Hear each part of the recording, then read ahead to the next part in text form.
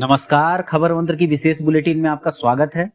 आज बात करते हैं Hazaribagh state of the art की तर्ज पर नवनिर्मित समाहरणालय भवन की भव्यता और उसकी स्वच्छता पर जो लोगों को अपनी ओर आकर्षित कर रही है। समाहरणालय भवन की आंतरिक व बाह्य साज सज्जा और रखरखाव यहां आने वाले लोगों के लिए आकर्षण का केंद्र बने हुए हैं। ज्ञात हो कि 30 दिसंबर 2020 से हजारीबाग समाहरणालय में विभिन्न सरकारी दफ्तर संचालित हैं। उत्तरी छोटा नागपुर प्रमंडलीय जिला मुख्यालय होने के कारण इस भवन में आगंतुकों की संख्या अमूमन अधिक होती है। इस संदर्भ में भवन की खूबियों के विषय में उपायुक्त नैन्सी सहाय ने बातचीत के क्रम में विस्तार से जानकारी दी। उन्होंने बताया कि हजारीबाग के स्थानीय कला संस्कृति, पर्यटन स्थल, खान पान, वन्य जीव आदि को केंद्र बिंदु में रखकर इस भवन को सुसज्जित किया गया है। भवन परिसर में प्रवेश करते ही राष्ट्रीय प्रतीक चिन्ह, अशोक स्तंभ तथा राष्ट्रीय बापू की चरखा चलाती प्रतिमा आगंतुकों के साथ साथ अधिकारियों कर्मियों में सकारात्मक ऊर्जा, अनुशासन, देश प्रेम एवं आत्मीयता की भावना का संचार करती है। समाहरणालय भवन के आंतरिक दीवारों, पिलर्स पर हजारीबाग क्षेत्र की स्थानीय सोहराई व कोहबर की चित्रकारी लोगों को प्रकृति के प्रति प्रेम के साथ साथ पुरानी धरोहरों पर गर्व करने का सुखद एहसास कराती है।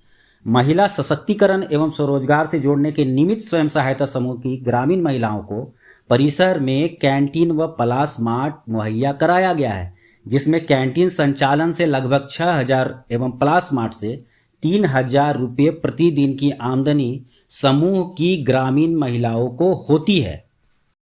देखिए, हमारे ज़िले हजारीबाग का जो नया समाहरणालय है वो 30 दिसंबर 2020 से संचालित है और अभी हम लोगों ने एक नई पहल की है। हम लोग उसे सुसज्जित कर रहे हैं, उसे एक नया आप कह सकते हैं चेहरा देने की कोशिश कर रहे हैं और उद्देश्य ये है कि हम चाहते हैं कि पूरे ज़िले में हमारे अधिकारियों में, यहाँ के कर्मियों में, आम जनता में एक सकारात्मक सोच, ऊर्जा, अनुशासन और देश प्रेम की भावना संचारित हो।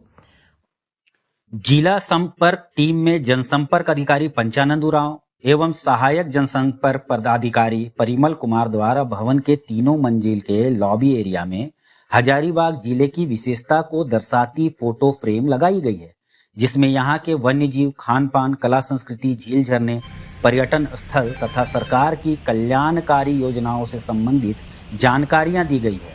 नवनिर्मित समाहरणालय भवन को पूर्णतः सौर ऊर्जा से संचालित किया गया है, जो सेव एनर्जी की दिशा में एक महत्वपूर्ण एवं सकारात्मक पहल है।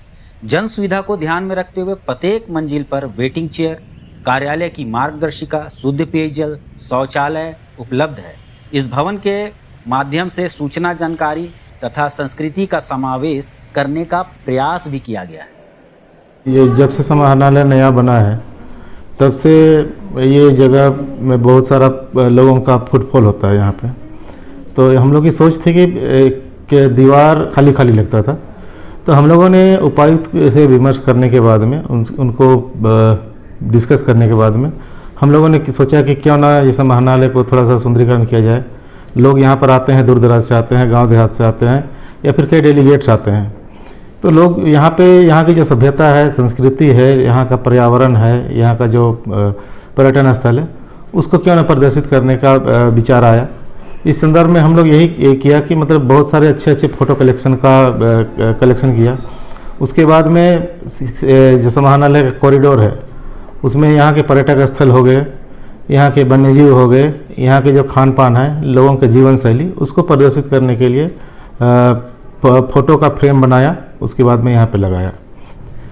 कुल मिलाकर कहा जाए तो हजारीबाग स्थित समाहरणालय भवन पूरे राज्य में सरकारी दफ्तरों के लिए एक मिसाल के तौर पर स्थापित हो चुका है। उपायुक्त नैन्सी सहाय के इस अनूठी पहल का लोग सराहना कर रहे हैं।